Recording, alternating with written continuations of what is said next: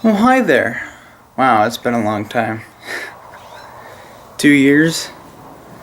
So this is just a small little channel that I created a little while ago just to put all my speaker crap on.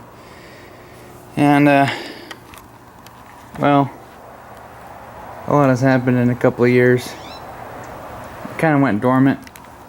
Got kind of busy. And, yeah, I was working on my other channel, doing stuff, and I completely forgot about my Gym Speakers account. And I need to keep it going because I know people like speaker stuff, speaker projects.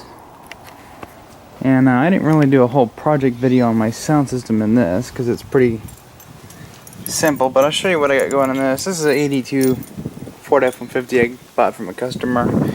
I bought it a year ago from a customer, paid about 500 bucks for it.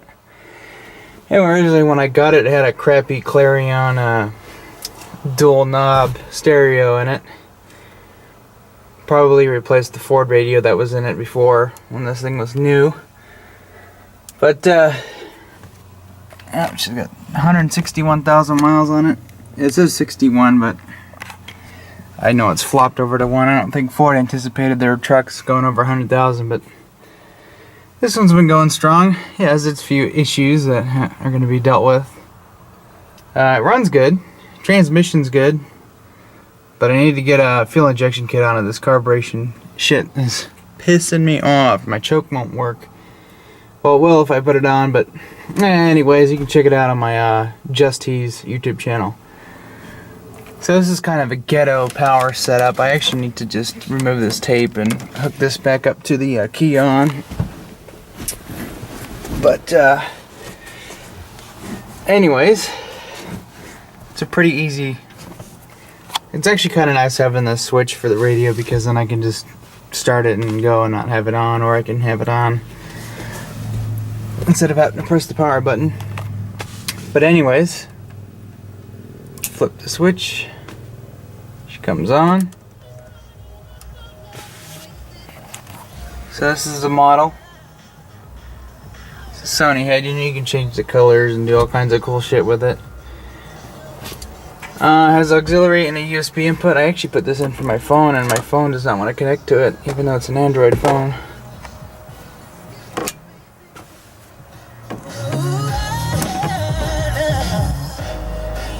That was weird. Anyways, I've got MTX audio speakers in it.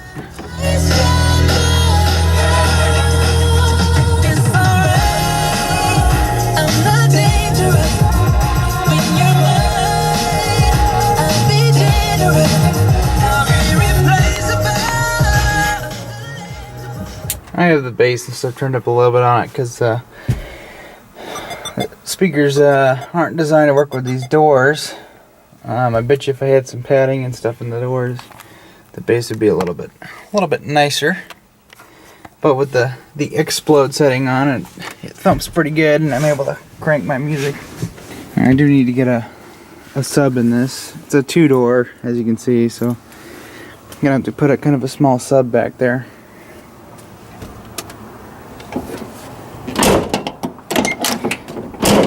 Bit of an airlock there. I didn't do any damage. If anybody wants to know about this truck and all the shit that I've done to it so far, you can go on my Just Tease YouTube channel. But I know I made a video about doing I had to put up an Explorer sound system parts list, and I ended up kind of fucking up my Explorer a little bit, so I ended up getting rid of it for traded it and bought a 2011 Mazda 3. It's the Sport whatever model, 5-speed. I'll go over it here in a sec. But shortly after I bought that, my dad wanted to get rid of his 2003 Dodge Intrepid, and he ended up buying this. This one's got the leather interior, the heated seats. It's got the blind spot monitoring and all that stuff. The 5-speaker, not the 5-speaker, it's a 5.1 Bose surround sound system. Sounds pretty nice. Came with alloy wheels. 2-liter.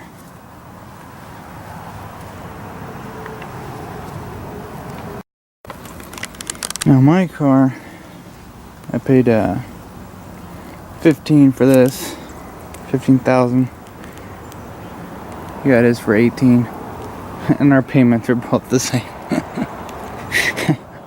Anyways, I bought after I got my taxes back, I bought alloys for it. It had Steelies, but I don't like Steelies. At least the extra set of wheels will let us put snow tires on it, and we'll have 2 cars that have the same bolt pattern. So we'll both be able to have that. Oh, of course I got the cloth interior, but I'm okay with that. I did have leather, but these are still more comfortable. I'm not gonna see a 5-speed. I'm not gonna start it. I don't need to. Yeah, I'm barefoot, I know. My little scan gauge too. This is a nice little thing to have because you can know what your fuel economy is, and you can know all your engine temps, and you can know things like your throttle usage, like what the percentage of throttle usage you have, and it'll also tell you any check engine codes that you get. It will display those. It's very nice, very worth the $160 I paid for it. Tab at one thing NW. So this just has a whatever Mazda sound system, and it's a 4-speaker system. It's really not that bad, actually. And always bring your A game. We're currently there's no music. Hope I don't get a copyright claim.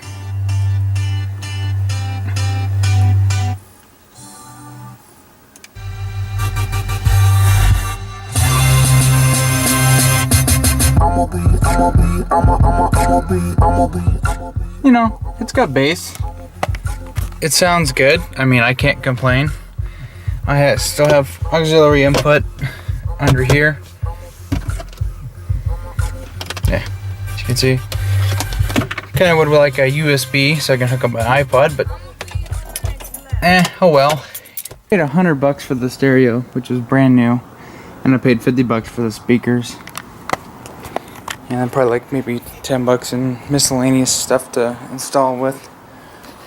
But yeah, you know, it's a great sound system. I for how basic it is, it sounds nice, and it's a lot better than what it had in it.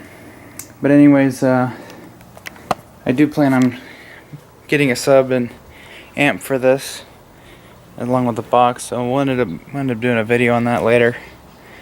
Now, I'm not going to do anything really with the Mazda, but we'll be doing speaker stuff here and there. Keep this channel going. I don't want it to go too dormant. So, anyways, catch you later. Oh yeah, still have the same stereo that's in that video. Yep, this has been a good stereo the past couple of years. Check out my new computer. Oh yeah. So before you go, I might as well just say that we ended up rebuilding my computer. Probably seen the one that was in the last few videos on this account, but basically my old Intel Core 2 quad said I was getting a little worn out, and I decided $500 go get some new stuff. I ended up going AMD on this one. What I ended up buying for a processor was an FX 8350. It's an 8-core processor. It was $200 for a high-end, and about 8 gigs of RAM, and just Windows 8. I know people can't stand Windows 8, but it's the same as Windows 7, just minus the start menu.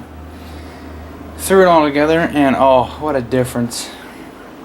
I did end up getting a dud 8350 on the first run, so I went and bought another one, and still haven't heard back from the warranty service people. So, you know, $400 or yeah, $200 extras, whatever. I still consider $500 as an upgrade. That $200, it'll get fixed at some point. But yeah, it takes 20 minutes to render a 20-minute video versus before it used to take 2.5 hours. So it's a great computer. And I'll probably go over it later in another video.